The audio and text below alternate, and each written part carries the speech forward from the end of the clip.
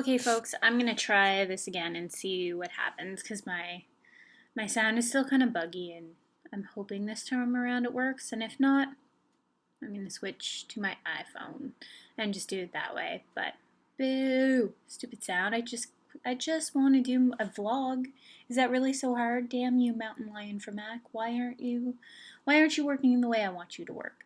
Okay. So the Get Real Food Challenge, it started February 11th and it ended yesterday. So how did it go for me? That is the question.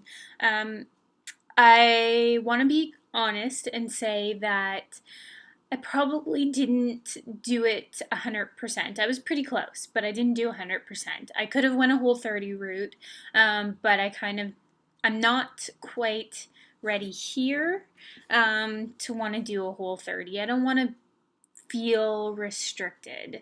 I know I have a lot of restrictions on my diet anyways now, but I didn't want that extra right now. I'm just not quite ready for it, and I'm okay with that. So I just wanted to do as best as I could. So it ended up going really well, and I'll share my results at the end. But I had a few struggles this month, and I think those struggles kind of led me to learn some lessons that will hopefully help me in the next couple months. So, and I say so a lot. I just noticed that. I'm sorry. Yeah. I'm trying not to say so.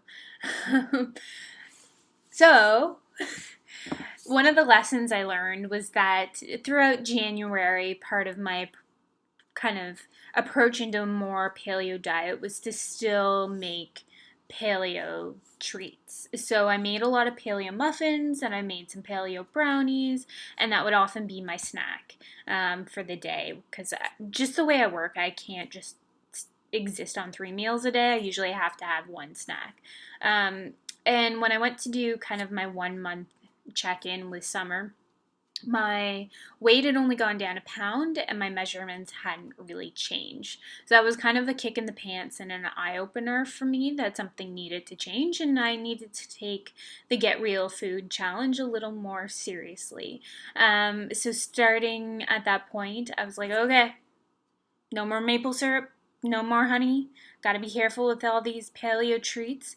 I had just made some really awesome almond butter, and it was maple cinnamon. So I put that away and I made myself some sugar-free chocolate hazelnut butter, and I got to it. So the last couple weeks have been significantly better. I've noticed that in February, I was still kind of struggling with my stomach feeling off in the mornings, and I was having trouble getting into bed. And even by the time I made it to class, I just still didn't feel 100%. And it was hard. It's hard to give 100% when your stomach feels off, especially with CrossFit. Box jumps with an angry stomach, not enjoyable. I mean, box jumps anyways aren't enjoyable, especially because I tend to trip over the boxes or almost break my hand, but that's a whole other story. So I'm feeling a lot better in the last month. So I learned that I needed to take out treat foods. I needed to take out things that I would overeat because I know that I have a psychological kind of pull towards them. I'm fine with gluten-filled desserts. I could care less now. My coworker bakes and I smell them and then I push them away, and that's about it. And I don't want them. But paleo treats are technically safe, so I kept eating them, and that was an issue. Um, I also learned that I learned that after a while things aren't appealing, and that was a big deal to me, or I don't have the same need for things, which is kind of similar to the paleo treats. But I know a lot of people talk about it, and I've talked about it before when I lost weight the first time, was that I didn't have that want to stuff my face full of things. But this time it's coming from a much more genuine place. So I don't I'm doing so well in terms of my lifting and the way I do Metcons and everything else that one little indulgence, well, totally okay, I don't need that. And I'm doing so well that I want to keep doing well. And I don't want to kind of have something that's going to put me back or that might put me into a position where I start to kind of go back into old habits. So that was a big thing I learned this month. And it might have happened without the real food challenge, it might not have, but I'm going to attribute some of it at least to the real food challenge. So I thank you, Summer, for putting that up. Um, yeah, so I learned no more paleo treats, and I learned that I think I'm that psychological connection with food, well, still kind of there. I love food. I enjoy the food I eat, isn't. And I really improved on my alcohol intake. I know I always talk about this, and it sounds like I used to drink a lot, but I really don't. But it went from having 2 glasses of wine to sometimes I barely get through the half glass now, and I'm just like, you know what, that's enough. Or, Saturday night I was out for a kind of mini pre St. Patty's Day thing, and I had a half of a tall boy of Strongbow, and that was all I wanted. I just wanted something with my meal, but I didn't really need the whole thing. So that was also a big deal, and I like that I'm like that now. And I can have a perfectly good time when everybody else is having, a couple beers and just do my thing. And that's okay. And have some water or some soda water or what have you. So those are the three big things that I learned. And I think they're pretty big. And I hope to keep learning. I'm going to keep learning as I go through this, but I think this last month has really taught me some things about myself and about food. So my headspace the last time I lost the weight and then when I gained it back, I mean, I've talked about it, it was not a pleasant place. And this time around, I really, truly feel like I'm coming from a good place with this. And I think that's what I attribute a lot of my success from.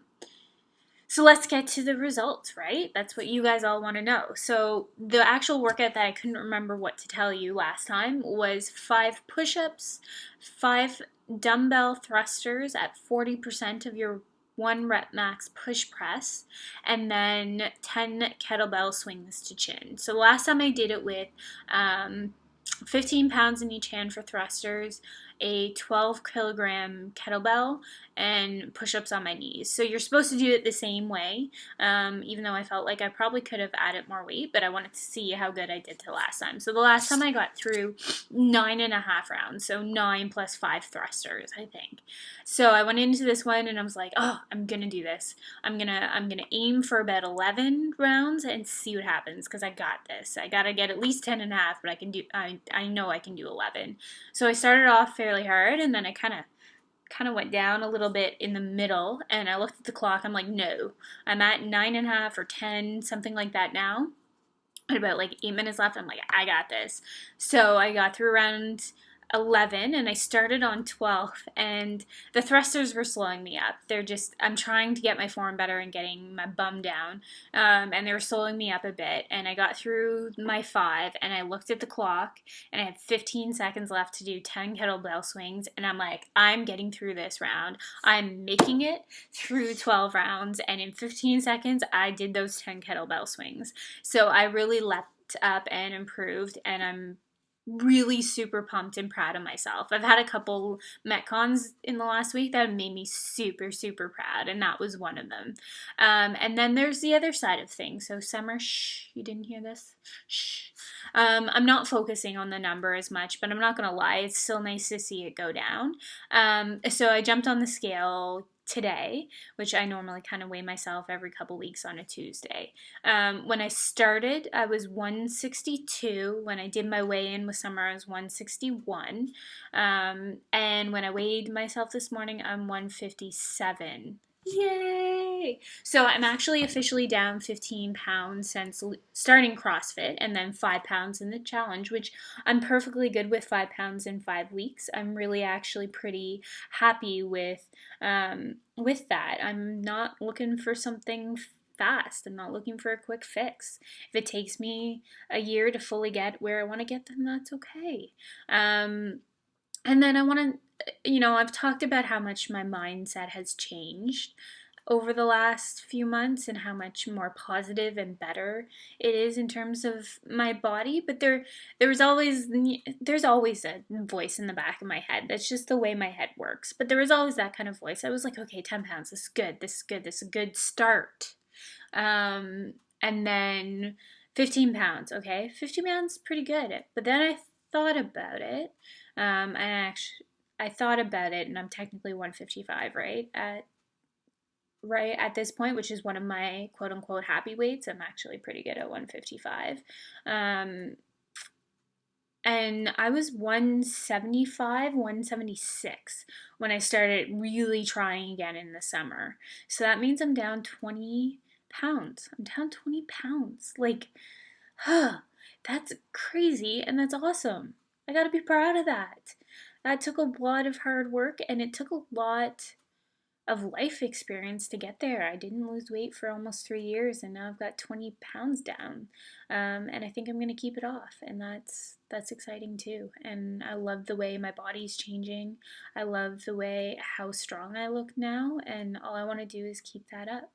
And with this challenge has came the momentum to keep that up, and that decrease kind of psychological dependence on certain foods.